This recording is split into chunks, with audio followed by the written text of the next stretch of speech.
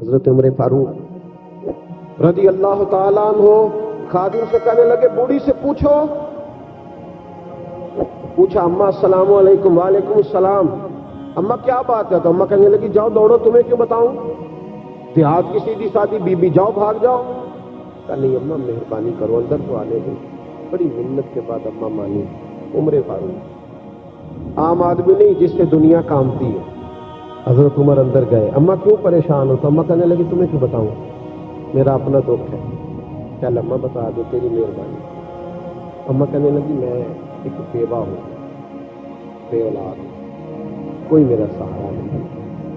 مجھے عمر فاروق سے بڑی شکایت، میرے اوپر 25 دینار کا قرضہ چڑھ گیا ہے اور 3 دن ہو گئے میں نے روٹی نہیں کھائی، اور عمر نے میری خبر نہیں لی.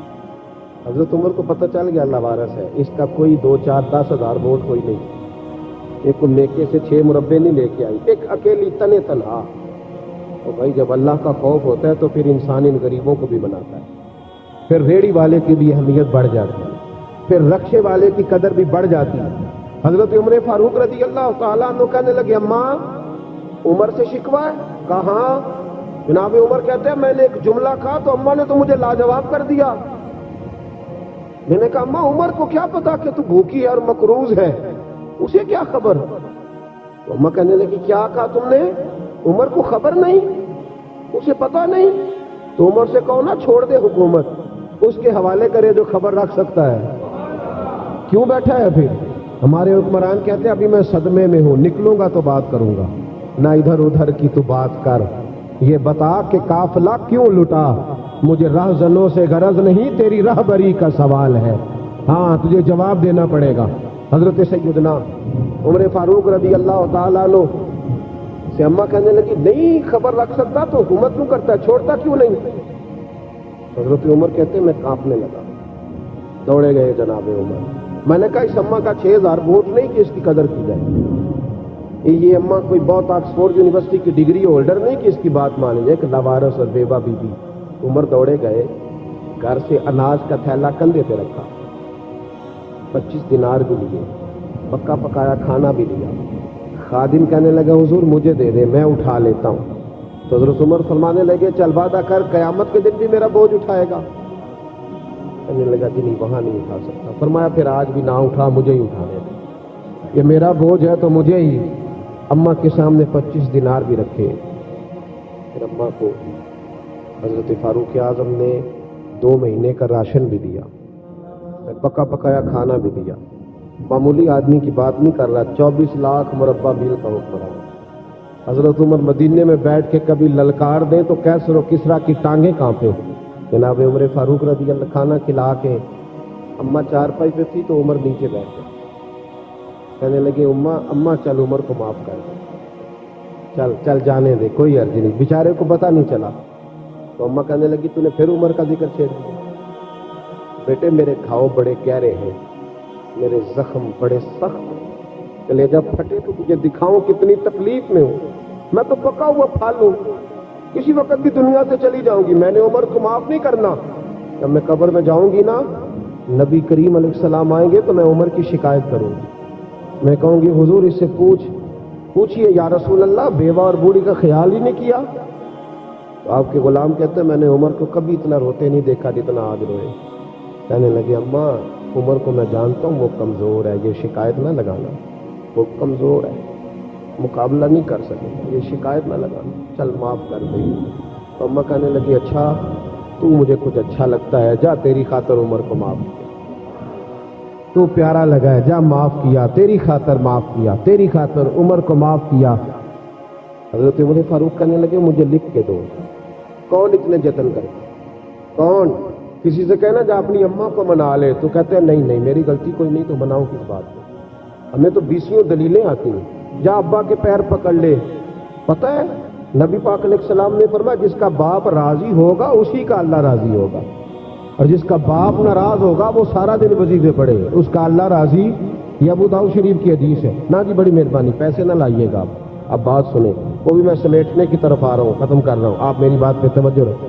عزیز بھائی، نبی کریم صلی اللہ تعالی علیہ وسلم نے جو اپنے غلاموں کی تربیت کی تو حضرت عمر فاروق کہنے لگے لکھ کے دو.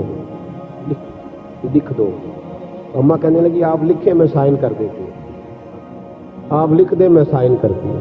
حضرت عمر نے لکھا فلاں بنت فلاں کو عمر سے شکایت تھی. پھر انہوں نے عمر کو معاف کر دیا. اماں سائن کرنے ہی لگی تھی کہ مولا علی شیر خدا آ گئے. حضرت عبداللہ ابن مسعود آ گئے. اوہو عمر یہاں بیٹھے ہوئے ہو, میں سارے مدینے میں تلاش کر رہا تھا, یہاں بیٹھے ہو, وہ کچھ لوگ ملنے آئے, نکلو. اماں نے سنا کہ یہ عمر تھے تو اماں اٹھ کے کھڑی ہو گئی. آئے ہائے عمر تھے, آپ عمر تھے. تو جناب عمر کہنے لگے اماں تو نے جو کہا ٹھیک کہا, لیکن اپنے وعدے پہ قائم رہا, یہ ذرا سائن کر دے. اماں نے سائن کیے. حضرت عمر فاروق فرمانے لگے علی آ گئے ہو تو بطور گواہ تم بھی دستخط کر دو. عبداللہ ابن مسعود تم بھی بطور گواہ جب سائن ہوئے تو جناب عمر نے رکا لپیٹا اور مولا علی شیر خدا سے فرمانے لگے علی یہ رکھ لو, مجھے لگتا ہے میں تم سے پہلے دنیا سے جاؤں گا, اور جب میں پردہ کر جاؤں نا تو یہ رکا میرے کفن میں رکھ دینا.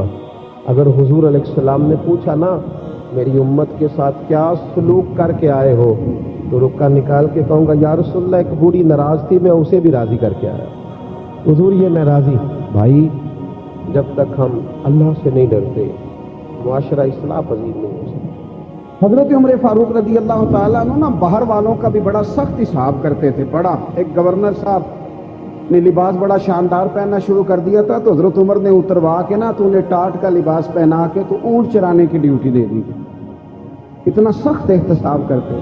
کسائی کی دکان پر بھی 1-2 گھنٹے کھڑے ہوتے تھے. جو آدمی مسلسل 2 دن گوشت خریدتا تھا نا, فرماتے تھے اس کا ٹیکس بڑھا دو, لوگوں کو دال نہیں مل رہی اور یہ روز گوشت کھاتا ہے.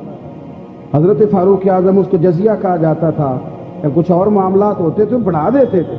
مسلسل جو 2 دن آدمی گوشت کھاتا تھا فرماتے تھے مدینے میں غربت ہے, اگر یہ والا نظام تم کرو گے تو غریب لوگ کس کی طرف دیکھیں گے. لیکن اس سے زیادہ بڑھ کر جو ان کی زندگی کا معیار اور سٹیٹس تھا وہ یہ تھا کہ اپنے گھر کا خاص خیال رکھتے, خاص توجہ کرتے. ملک شام سے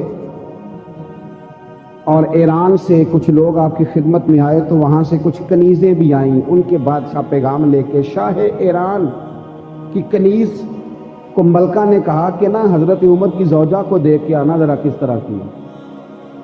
ہمارے ملک میں کیا کہتے ہیں خاتون اول, جی خاتون, باقی سارے دووں میں خاتون اول, ذرا خاتون اول کو دیکھ کے آنا.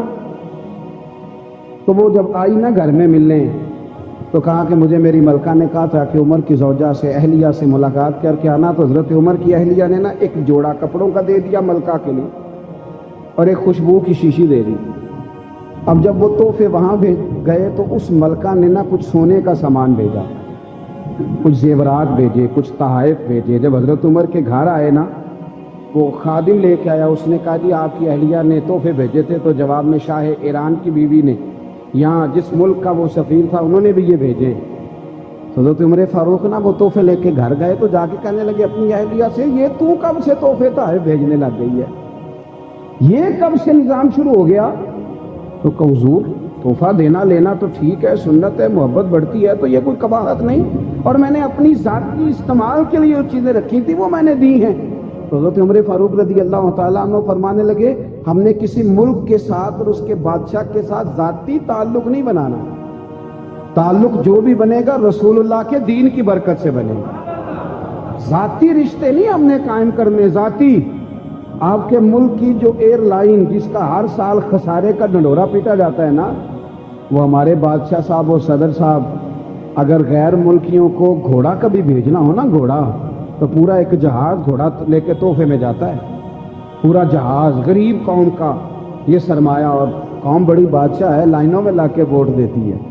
2 کام ہمیشہ لائن میں لا کے کرنے, ایک بل لائن میں لا کے جمع کرانا ہے اور ایک ووٹ لائن میں لگ کے, تاکہ پھر پورے 5 سال لائن میں ہی لگے رہیں. مرضی سے آپ ووٹ دینا, پر جو بات درست ہے اس کو سنو. حضرت عمر فاروق رضی اللہ تعالیٰ عنہ نے اپنی اہلیہ سے پوچھا کتنے کا تھا وہ تیرا جوڑا اور خوشبو کی شیشی؟ انہوں نے کہا 3 دینار کی. فرمایا یہ 3 دینار تیرے اور باقی جو تحفے آئے ہیں وہ تو خود کہہ, چونکہ اس نے تیرے نام بھیجے ہیں, تو کہہ کہ میں مال غنیمت میں دیتی ہوں, تو کہہ میں مسلمانوں کو کہہ. تو زوجہ ہنس پڑی, کہنے لگی